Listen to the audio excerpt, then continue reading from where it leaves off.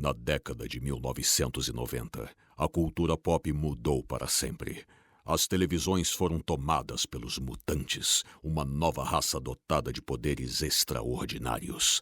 Apelidado de Filhos do Átomo, esse grupo de heróis salvou o mundo um episódio por vez até o fim da série. Mas agora está de volta. Para resgatar essa época gloriosa, chegou a hora de afiar as garras, ligar a sala de perigo e reencontrar os X-Men.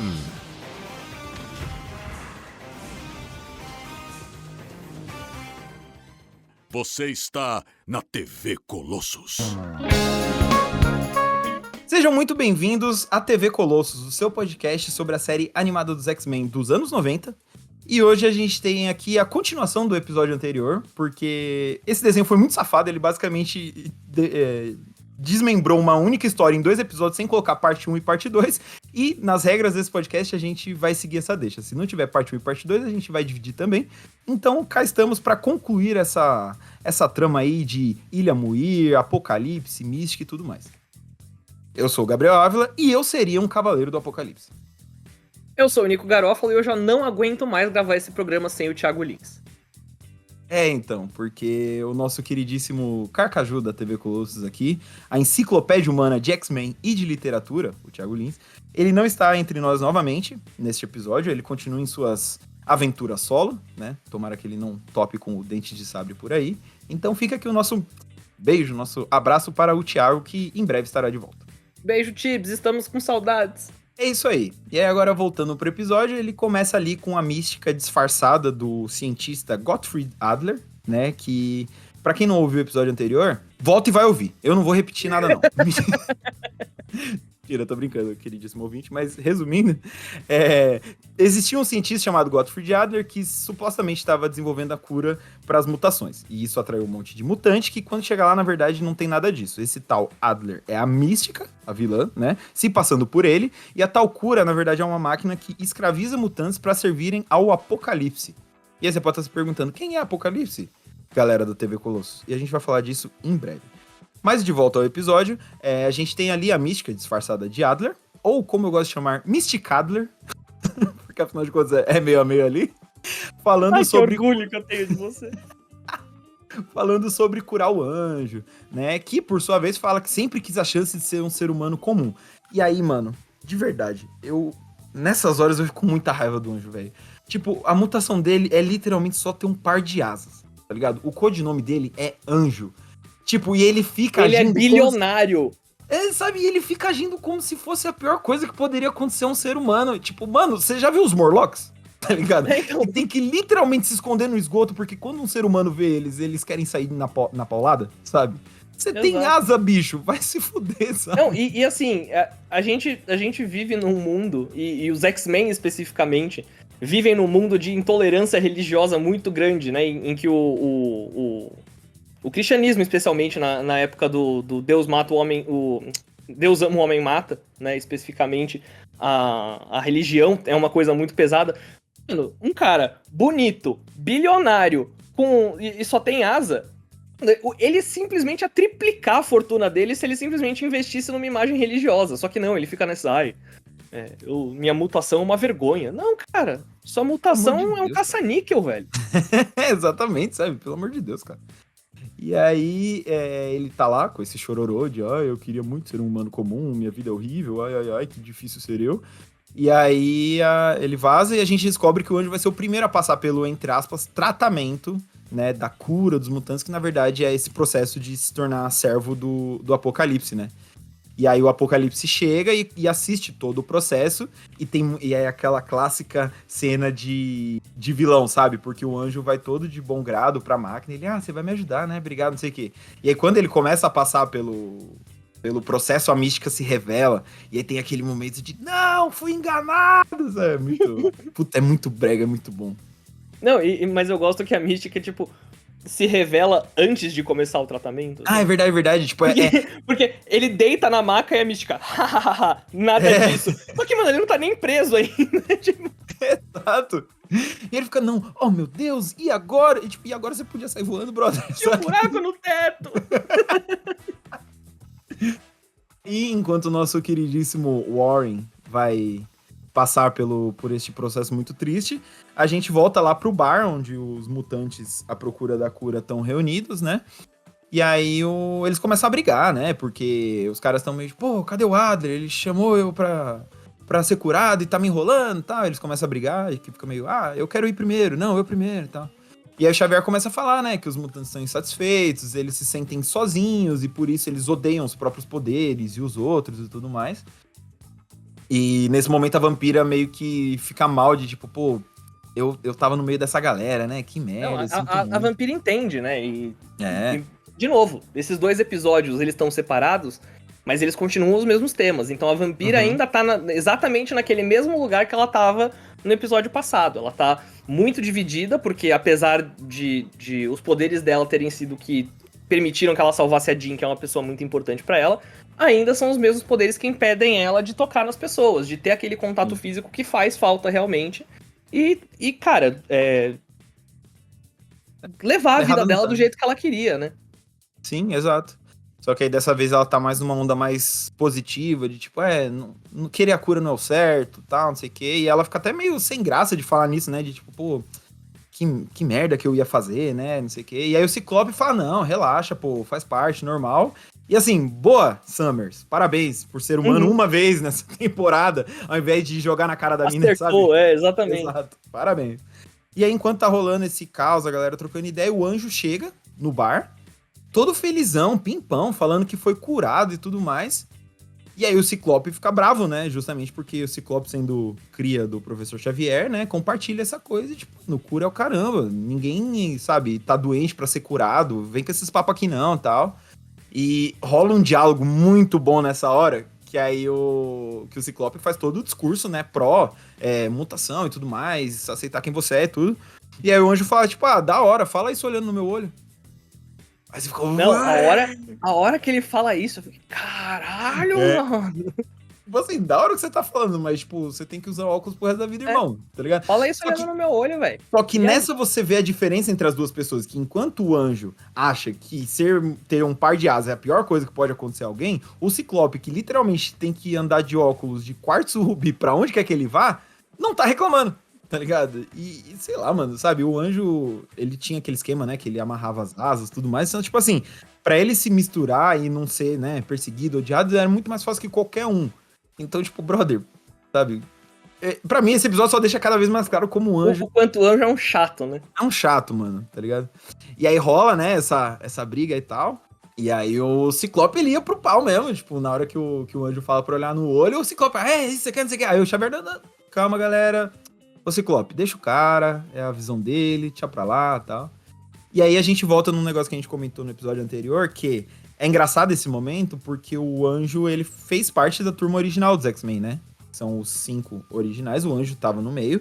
E no desenho, pelo menos nesse primeiro momento, eles não fazem menção a isso. Num sentido de, tipo, Anjo, você sempre foi assim. Ciclope, você sempre pegou no meu pé. Nada, tipo assim. Parece um diálogo, só que aí a gente teve esse debate, que pra mim ficou muito claro que, tipo assim, o desenho não pretendia tocar nisso, ia só fingir que o Anjo não conhece a galera mesmo e dane-se, e o Nico já achou que não, que deixou o negócio meio em aberto pra no futuro, caso eles quisessem retomar esse lance deles terem sido a primeira turma, eles poderiam. E aí tem um spoiler que é o que acontece, mais pra frente no desenho, um flashback da primeira turma, tá no meio e tal. Na verdade, essa coisa de abrir pra interpretação é muito porque, cara, o Anjo acabou de ser introduzido, assim. Então, eu acho que eles falarem, você sempre foi assim, não sei o quê. Se eles deixassem explícito, né, que o Anjo fazia parte da primeira turma dos X-Men, que não é tão citado a gente falar os X-Men originais, não sei o quê, nesse desenho, ia confundir muito as pessoas. Eu acho que a gente ainda tá na primeira temporada, tá introduzindo vários outros personagens, sabe? E eu acho que você entrar nessa parte da mitologia que não foi mostrada no desenho pra introduzir outra coisa, eu acho que isso ficaria muito complicado ali. Então deixar mais subentendido, deixar em aberto aquilo, eu acho que foi uma escolha muito boa deles ali, pra mim, né, que interpretou dessa forma. Sim, até porque, querendo ou não, tudo que você vai colocar numa história, mesmo sendo uma adaptação, ela tem que fazer sentido com a história que você tá contando no momento, assim. E poderia muito bem ter um diálogo meio gratuito, easter egg pra quem leu e tal, mas ia, que nem o Nick tá falando, se não fosse feito direito, ia distrair, ia acabar desviando do foco, que é justamente isso, do tema, do que a história tem que contar e tudo mais, só a troco de easter egg. Em parte, é até engraçado a gente tá falando isso, que esse é o tipo de easter egg que a gente não gosta. Quando a gente senta pra assistir um filme e a história literalmente para pra ficar fazendo referência e tipo, você que é fã, ó, que legal. Tipo, mano, dane-se, sabe? E que é uma coisa muito mais moderna, né? Porque, querendo ou não, movimenta muito essa questão de lista de easter egg. Vocês repararam, não sei o que. Isso movimenta muito o clique, movimenta muito o like. Então, tipo, naquela época, nos anos 90, não tinha essa necessidade, essa febre pra colocar as coisas. E a gente repara que nos X-Men 97 tem muito disso, mas não no roteiro. Tem muito disso na questão visual. Porque eles meteram um monte de participaçãozinha insignificante de outros personagens da Marvel ali. Fizeram um sombreado da Feiticeira Escarlate, do Mercúrio, da Polaris e tal. Pra não usar. E claro, cara, é o tipo de easter egg que eu não gosto, assim. É o easter egg completamente inútil. Tipo, você vibra e tal. Só que, mano, não adiciona nada na história, não adiciona nada na cena. E aqui não... Eles fugiram disso muito bem nos X-Men, nos X-Men, né, dos anos 90. E o roteiro de X-Men 97 foge disso, mas ainda tem aquelas coisas de sinergia, né? Pra movimentar o hype. Sim. Eles foram incluindo de outras formas, já que o roteiro não trabalhou em cima de easter egg, né? Não é o roteiro padrão do MCU hoje em dia que trabalha em cima do easter egg ao invés de trabalhar o easter egg em cima da trama. Exato. Mas aí eu vou discordar, vou dizer que pra mim X-Men 97 funcionou porque, tipo, não interrompe a história, é só um... olha aquele filme. Não interrompe, mas eu tô falando que, tipo, no roteiro não tinha. Só que ainda existe aquela... hoje a gente vê que X-Men 97, mesmo sendo feito, né, como uma continuação dessa série, ainda precisa ter essa coisa da modernização de ter que deixar o público discutindo com as participações ali. Sim, total. Isso é verdade, mano. E aí, de volta ao episódio, a gente tem um twist. Porque, na verdade, aquele cara que tava discutindo com o Ciclope e tudo mais, não era o Anjo. Era a Mística... E passando pelo Anjo pra ir lá no bar, falar que tá curado com a Enema 4. Por quê? Porque o verdadeiro Anjo virou o Arcanjo. E o que é o Arcanjo? É a versão dele serva do Apocalipse, em que ele se torna literalmente o Cavaleiro da Morte. Então ele ganha um visual azul, asas de metal, uma cara mais cadavérica, assim, que honestamente é um visual muito mais da hora do que o visual original. Muito da hora. E eu, honestamente, eu gostava muito do Anjo por causa desse desenho, por causa do visual. Porque depois, quando ele aparece de novo, ele vai aparecer com esse visual também, eu acho. Ele vai estar com a cara azul. Então, tipo, criança gosta, né, vê muito pelo visual. E eu não lia quadrinho, eu não sabia o quão o Anjo era chato. Então, eu realmente gostava muito dele pelo visual. Então, quando você é criança e quer desenhar, tipo, ele era um personagem muito legal de você desenhar e pintar, assim. Sim. Então, acabou virando meu personagem favorito até eu realmente aprender a ler X-Men. Exato. E aí, essa é a hora que a gente puxa um pouco pros quadrinhos, justamente, já falando de ler X-Men, porque o Apocalipse, esse lance de Cavaleiros e tudo mais, é uma parada que foi aparecer nos quadrinhos dos X-Men nos anos 80, e não é nem exatamente nos quadrinhos dos X-Men, mas sim do X-Factor. Por quê? A gente até já citou eles em episódios anteriores, que, resumindo, um tempo depois que a Jean tinha morrido na saga da Fênix e tudo mais, os X-Men já tinham crescido, um monte de membros novos e tudo mais, a Marvel decidiu reunir o time original, justamente esses 5, que no caso era Ciclope, Jean, Fera, Homem de Gelo e o Anjo. E aí eles reuniram ao invés de expulsar todo mundo do título X-Men, que tava indo muito bem, no meio daquela longa fase do Chris Claremont escrevendo, que durou uns 16 anos, eles criaram uma revista nova pra eles, que aí era a X-Factor. E o que seria a X-Factor? Esses 5 se passando por caçadores de mutantes, pra, ao invés de caçar de verdade, eles abrigarem mutantes que estão, né, vulneráveis e tal. E aí nessa que aparecem alguns dos mutantes que a gente mais gosta ali, dentro da X-Factor, né? E aí o Apocalipse, ele aparece como vilão da X-Factor, porque a Marvel queria um vilão meio que pra ser, entre aspas, o Magneto da X-Factor, assim, no sentido de ser um baita do inimigo, um cara que, pô, quando ele aparece na história você tem medo e tudo mais. E é engraçado que o roteirista original, ele queria fazer isso com o Coruja, que é o vilão do Demolidor e tal, que, mano, na moral, quem é o Coruja? Não faz o menor sentido, né? Não faz o menor sentido, pra ele ser, tipo, um Magneto, sabe? E aí, de última hora, a Louise Simonson, ela assumiu a revista, né? E aí, de última hora, ela trocou. Ao invés do Coruja, ela trouxe esse vilão novo, que seria o Apocalipse.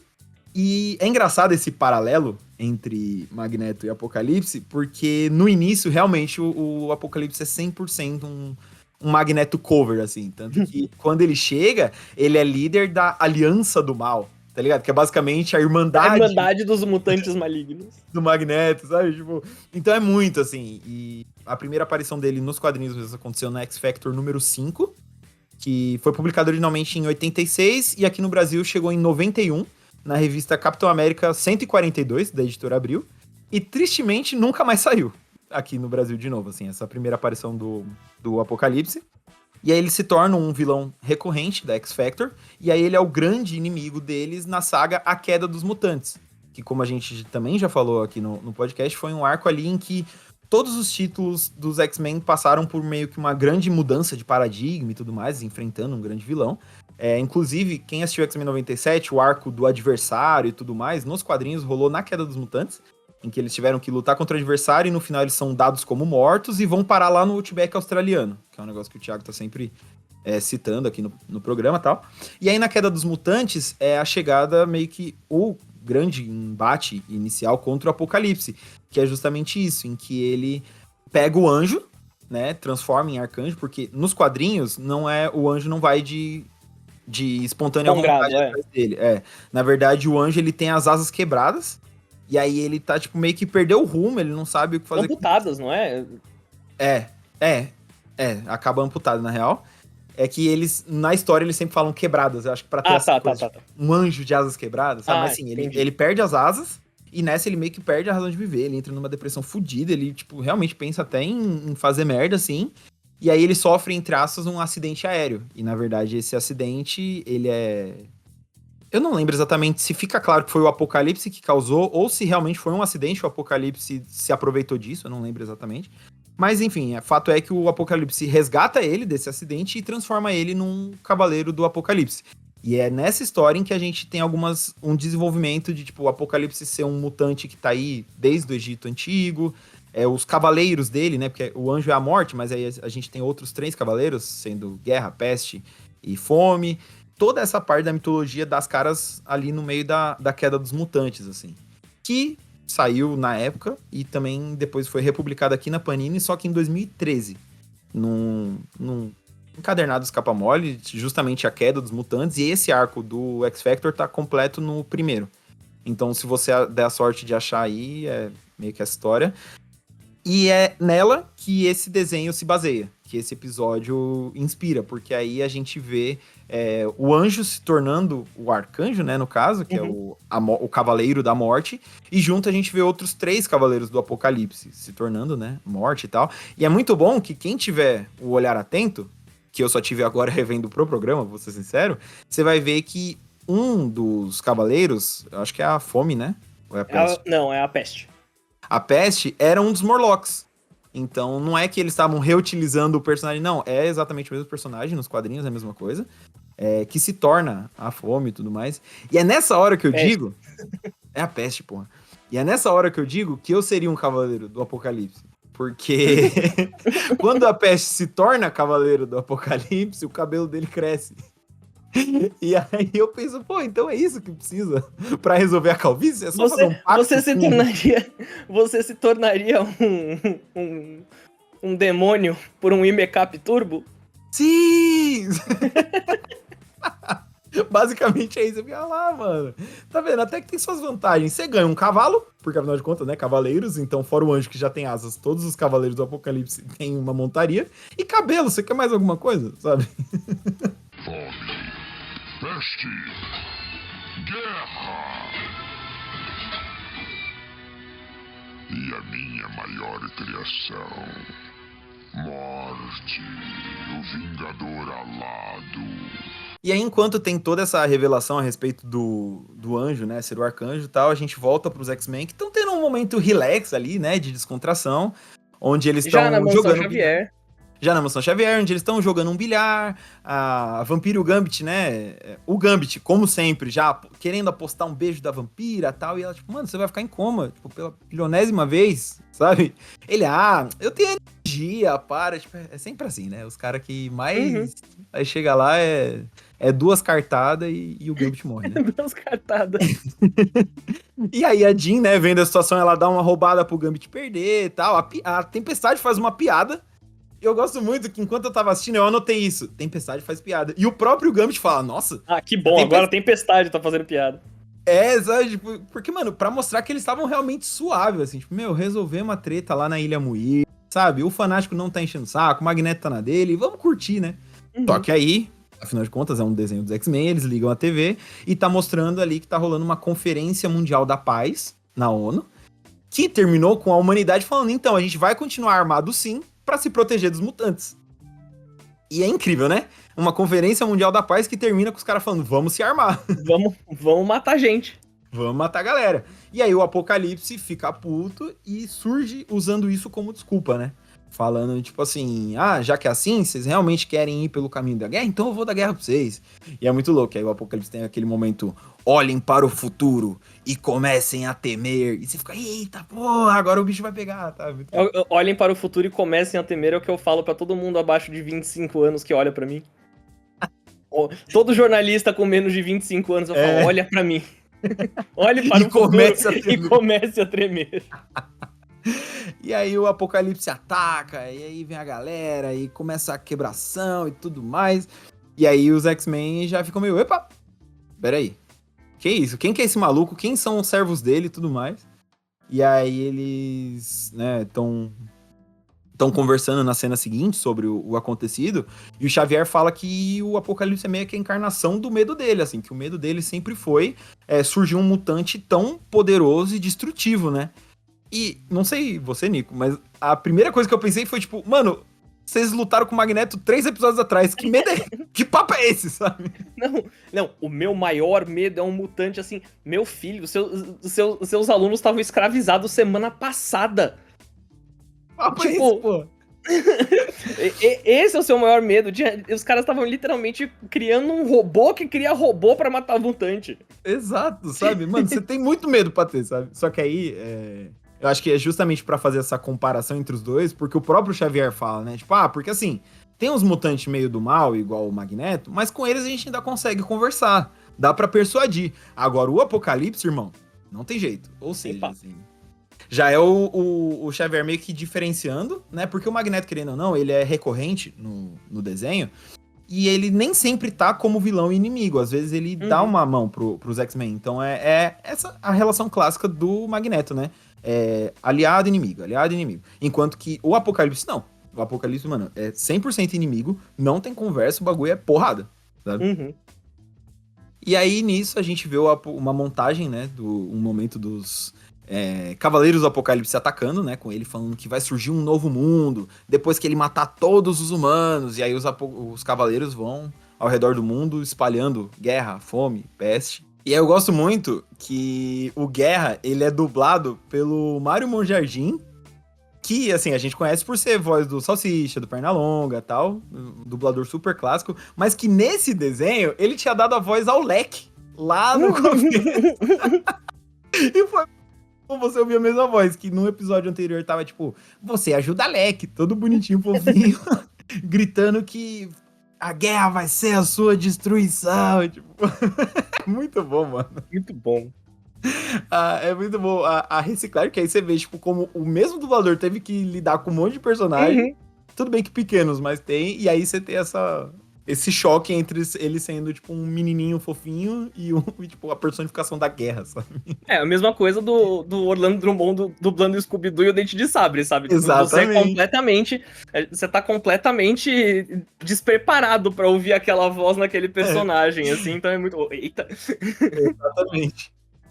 E no caso do Mário Monjardim, um dos personagens dele, né, era o Pernalonga, tal. Então, tipo, no momento você tá no momento que é velhinho, e no outro você tá atacando os X-Men. Exato. E aí, né, os X-Men vendo a destruição, o caos rolando na TV, eles vão, né, pra lutar contra os Cavaleiros do Apocalipse, o momento ação do episódio, né, menos a Jubileu e a Vampira. A Jubileu, porque ela é Júnior, né? Ela ainda é estagiária, ela não tá pronta pra um trampo desse. E a vampira, o Xavier mandou numa missão especial. Ele falou, ó, vai atrás aqui do anjo, esse tal de Warren, porque ele foi curado e magicamente tem um cara lá que do Apocalipse que os poderes dele é ter asa e tal. Tá meio estranho isso daí. Vai lá entender o que é essa tal dessa cura do Adler, sabe?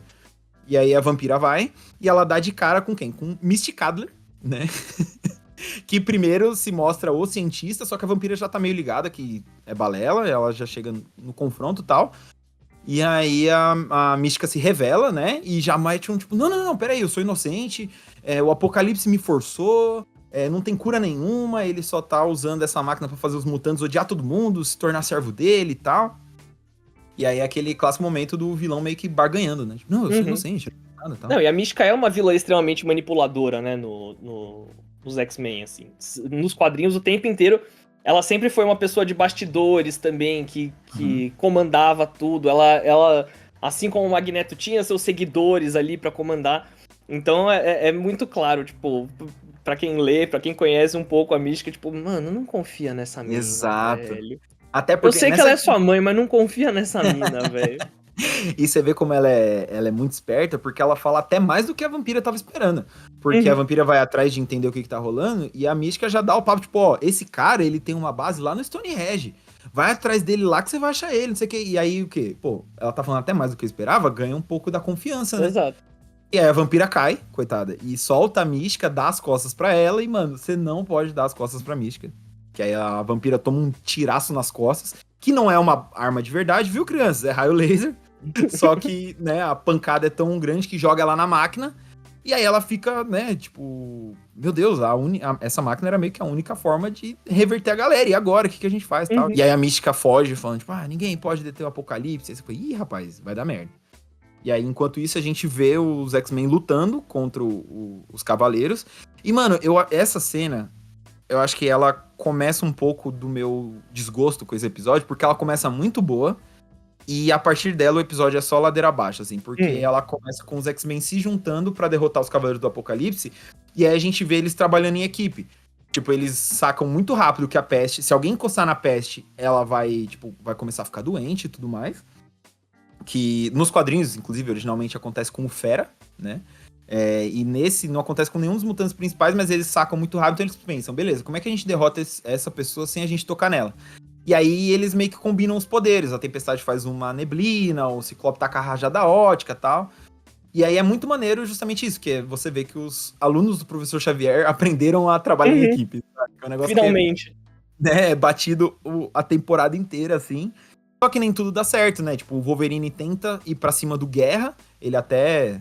usa as garras pra se prender no cavalo dele e tal, só que ele acaba despencando, e aí o Gambit salva ele. O Gambit, que é um cara com quem ele tava tretando lá no começo do episódio.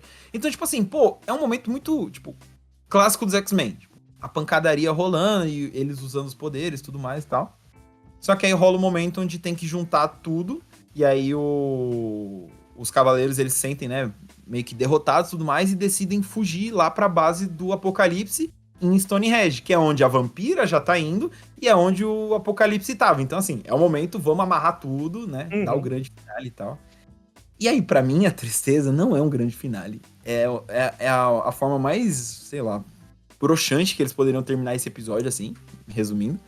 Porque aí, quando os X-Men e a galera, enquanto eles estão indo pra lá, a vampira já chegou, e aí ela tá trocando ideia com o Apocalipse e tudo mais.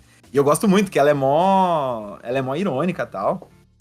Não, trata sem ele... medo nenhum, mano. Sem medo nenhum. Ela bate de frente e tal. O que explica porque a cada 10 anos uma nova geração tem um crush na vampira animada, né? Exatamente.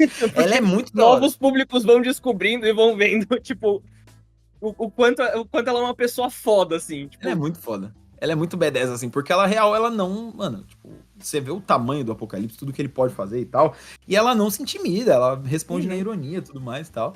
E aí eles começam a lutar, e na hora que o Apocalipse meio que vai matar a vampira e tal, o anjo chega falando que eles foram derrotados, que eles não merecem mais viver. E aí, mano, o Apocalipse... O anjo, ele passa 2 episódios se fazendo de coitado. Exatamente. E assim... Abram os portões da Coitadolândia. Meu Deus do céu, cara.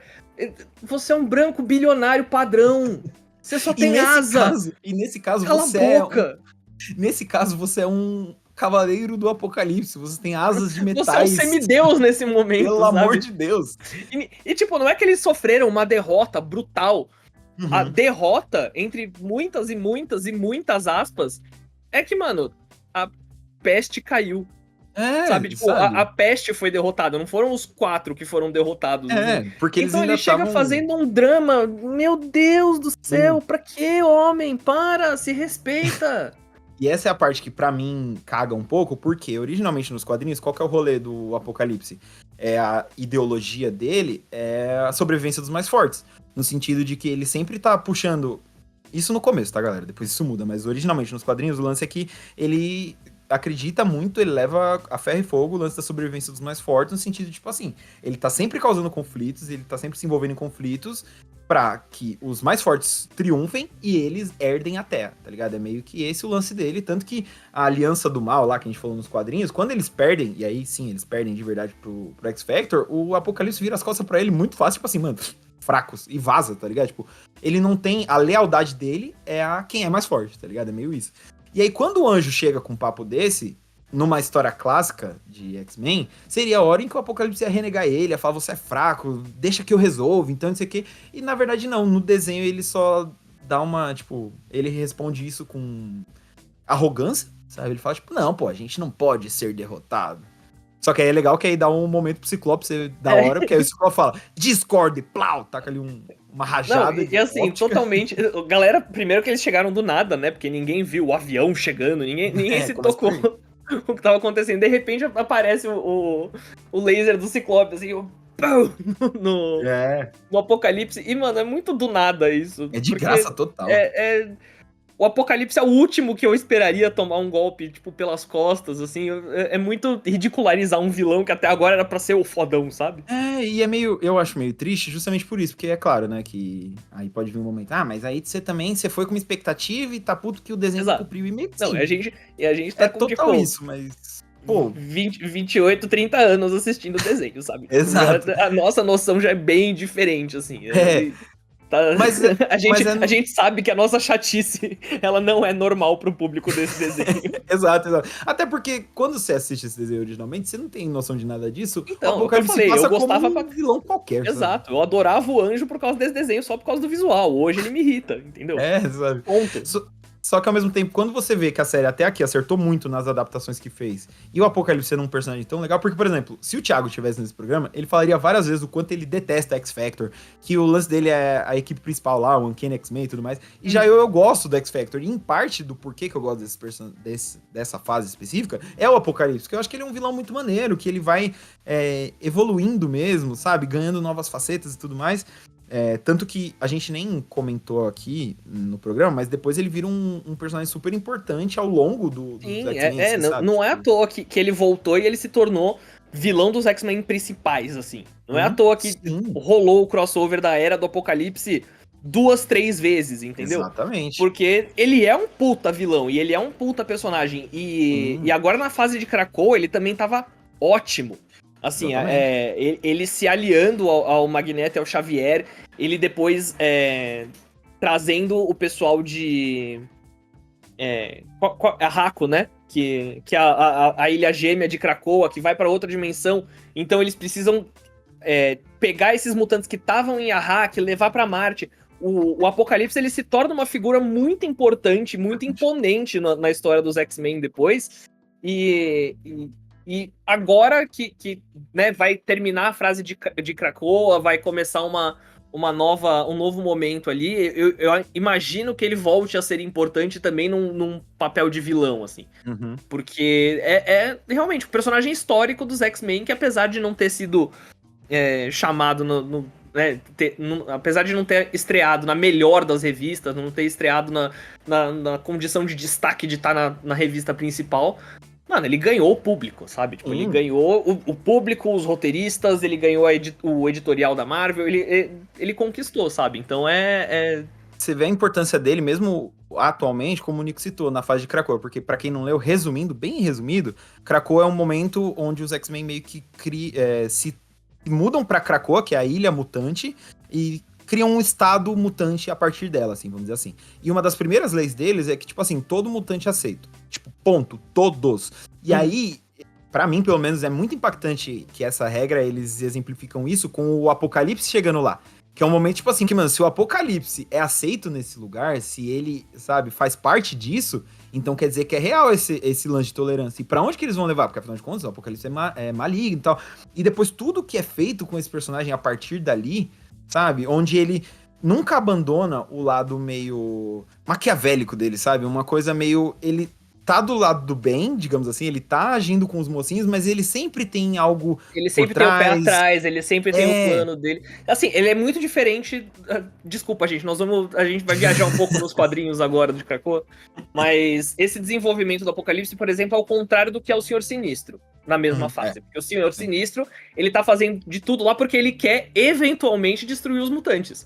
O Apocalipse não, o Apocalipse ele tá vendo um futuro nessa humanidade. Então, esse desenvolvimento do personagem dele é muito interessante, porque não é só o Apocalipse tá sendo aceito, é o Apocalipse tá aceitando. Ele tá aceitando esse novo mundo, tanto que ele deixa de se chamar Apocalipse. Ele pede pra chamarem ele pelo nome original, que é Ensabnur, não é? Ensabanur. Ensabanur, Na verdade, ele pede pra ser chamado pelo nome da língua mutante deles. Exatamente. E a gente, né, que é um bagulho muito maneiro do quadrinho, eles têm um alfabeto próprio, onde, tipo, nós humanos não conseguimos falar. E aí, toda vez que alguém vai falar com ele, se dirigir a ele ou falar dele, normalmente aí vem o ideograma, vamos dizer assim, que é tipo um A com uns pontos com vários pontos, né? Muito maneiro. E aí, tipo, isso é um desenvolvimento que vem pro personagem, tipo assim, mais de 30 anos, mas antes mesmo disso, ele já era muito maneiro, que nem o Nico citou, era do Apocalipse, pô, não é uma saga tão famosa à toa e tudo mais. Ele dá as caras depois também como vilão em outras oportunidades, então assim, é um baita de um vilão riquíssimo, com várias oportunidades, e o desenho meio que não puxa quase nenhuma delas, sabe? Mesmo esse lance a coisa básica, que é da onde eles estão tirando ele, que é o gibi original lá do X-Factor, que é aquela coisa dele advogar pela sobrevivência do mais forte, nem isso tá ali, sabe? E aí ele vira um vilão genericão, tanto que aí eu acho engraçado que até começar a ler gibi, quando você pensa, sabe, naquele vilão, realmente vilão pelo vilão, que ele só quer destruir tudo, conquistar o mundo e não sei o que, sabe? O arquétipo vilão, quando a gente fala desse tipo de personagem, na minha cabeça vinha um Apocalipse, eu acredito muito, por causa desse desenho. Porque é basicamente isso. Ele chega, ele fala, eu sei muita coisa, eu vou destruir o mundo, eu vou matar os humanos, e acabou. Esse é o desenvolvimento dele, da mitologia dele, tá ligado? Eu acho muito... Sabe? Não, é realmente muito pobre a construção dele como vilão nesse. Porque ele é só um cara com design dos anos 90. Muito maneiro. Exato, com os tubos, o musculão e tal. Uma voz muito grossa. Só que assim, tipo, as motivações dele, essa coisa da hegemonia do mais forte, não existe ali. Tipo, ele quer matar todo mundo, foda-se, sabe? Basicamente é isso. Tipo, eu quero destruir o mundo. Ele, basicamente, o que a gente tem de motivação dele nesses episódios eu quero destruir o mundo pra construir um novo, sabe? Tipo, então, a personalidade do Apocalipse começa e termina no nome dele. Bizarro, né? É simplesmente assim, tipo, toda a personalidade dele nesse desenho, né, nesses 2 episódios, pelo menos, começa e termina no fato dele chamar Apocalipse. Então ele quer destruir tudo, ele tem os 4 cavaleiros, ele é doido, sabe? Tipo, mas acabou. Não passa disso. Não. E aí, né, a gente volta pra conclusão do episódio, onde o pau tá quebrando geral, e aí a vampira usa os poderes dela pra absorver o anjo. Aí eu achei um desenvolvimento da hora, porque é que tá, né? Apesar da gente criar muita expectativa com o Apocalipse, eu acho que o arco da vampira é o que realmente importa nesse episódio, e isso eles fazem muito bem, a gente tem que também ser justo nesse quesito. Porque a vampira absorve os poderes do anjo e ele meio que volta a si, assim. Porque, apesar dele não querer mais ser mutante e tudo mais, ele passa meio que por uma lavagem cerebral ali na máquina do Apocalipse, né? Pra ser 100% ódio e tudo mais. E aí o anjo usa os próprios poderes pra atacar os outros cavaleiros e tal. E aí sim, o Apocalipse demite ele, falando que ele não tem valor e tudo mais. E aí a gente tem meio que essa conclusão do arco vampira e anjo, que a gente tem as duas perspectivas. No caso, onde a vampira entendeu a importância de ser mutante, ela se aceita e tudo mais, e o anjo acordando pra vida de que, tipo, mano, quando eu tento deixar de ser eu posso me tornar algo muito pior, sabe? E aí eu acho muito engraçado. Pô, eu sei que pro personagem é triste, ele vai embora todo mal, sabe, assim, mas, pô, ele foi atrás de uma cura porque ele tinha um par de asas. E ele saiu parecendo um avatar. Azul. Ele sai azul com uma... Um par de asa metálica. Que não tem onde guardar. que carrega explosivo. Caralho, mano, sabe? Pelo amor de Deus. Então, tipo assim, a moral da história é... Às vezes é melhor se contentar com o que você tem, por mais que não seja muito, Seja do que asa buscar ou algo falta de melhor. cabelo. Então, era aí que eu ia chegar. Sakura, não. Eu acho que eu tô de boa com as minhas duas entradinhas aqui, porque vai saber. Vai que eu vou fazer um implante e viro o servo de um mutante genocida. Vai que você vai pra Turquia fazer o transplante capilar. Quando você então. volta, você já tá... Já tô tá com um completamente cavalo. doido assim. das ideias. Exato. Não, deixa quieto. Vou continuar aqui. Aí, né, enquanto eles estão lutando, o Wolverine vai atacar o Apocalipse, ele vai de frente, porque, né, o Logan é sensacional, assim. É outra coisa, que, tipo, ele não teve medo do Apocalipse de jeito nenhum. Só que aí, nessa, o Apocalipse foge, ele pega uma navinha dele e pica a mula. Basicamente, né, pra gente deixar um... Tipo, ele vai voltar, o cara ainda tá por aí, como todos os outros mutantes, né. E aí o Arcanjo fala isso, justamente, né, que ele queria ser normal e tudo tal, mas ele acabou fazendo o mal. E a vampira, tipo, mano, faz parte e tal. Eu poderia ter passado por isso, mas assim, tá tudo bem agora. Eu tirei a maldade de você com meus poderes, agora, mano, você voltou normal, tá tudo certo. Só que normal é traço, né? Porque ele continua com a cara azul. E aí o anjo fala, né, que ele torce pra que ela saiba, que ela consiga lidar com a maldade que ela tirou dele, porque ele não conseguiu, né, e tal. E é um fechamento super dramático, onde ele levanta voo. Triste, sabe, assim, um negócio bem, tipo, pô, coitado desse cara, tá ligado? Aí, e pra mim funciona, porque eu passei os 2 últimos episódios inteiros com muita raiva dele, mas nesse final você fica tipo, puta, coitado, mano, sabe? No fim das contas, ele só se fudeu ele do só começo se fudeu, ao fim. exatamente. Tipo, ele perdeu grana, tudo bem. Ótimo. Até aí foda-se, mas ele tomou tiro do date. Mano, tipo, pô, o cara realmente só se lascou, tipo, tudo bem que antes... Foi né, enganado, sabe? Ele não era tão sofrido quanto ele realmente acreditou, mas, pô, ainda assim, sabe, dá uma dó. Nossa, a primeira vez que bilionário cai em golpe realmente se ferra, né? Muito bom. E é dessa forma que a gente encerra o episódio de hoje. Gostaria de novamente chamá-los para conhecer as nossas redes sociais, TV Colossocast e tal. E assim, eu vou fazer algo que eu não fiz até agora nesse programa, mas eu vou fazer porque eu acho que vai se cumprir, vai valer a pena, porque assim, tá vindo aí, o próximo episódio é Dias de um Futuro Esquecido. É um episódio duplo, baseado num dos maiores clássicos dos X-Men nos quadrinhos, então assim... Normalmente eu não gosto de prometer com medo de não cumprir, mas dessa vez eu vou prometer. Pra gente cumprir com estilo aqui. Que o próximo episódio... Eu não estou prometendo nada. Eu tô prometendo por você. E pelo Thiago, que está no Canadá. Tá ligado? Mentira. Mas eu tô prometendo aqui por toda a TV Colossus, venho em nome de toda a TV Colossus dizer que o próximo episódio vai ser muito bom. Muito bom. A gente vai se esforçar muito pra que seja muito bom, pra que seja muito divertido. E pra isso eu peço que você venha prestigiar, venha trocar essa ideia com a gente, manda pra mais gente, porque assim, de verdade, a gente tá preparando aí um episódio super especial pra Dias de um Futuro Esquecido, e vocês não perdem por esperar. Um beijo, gente! Falou!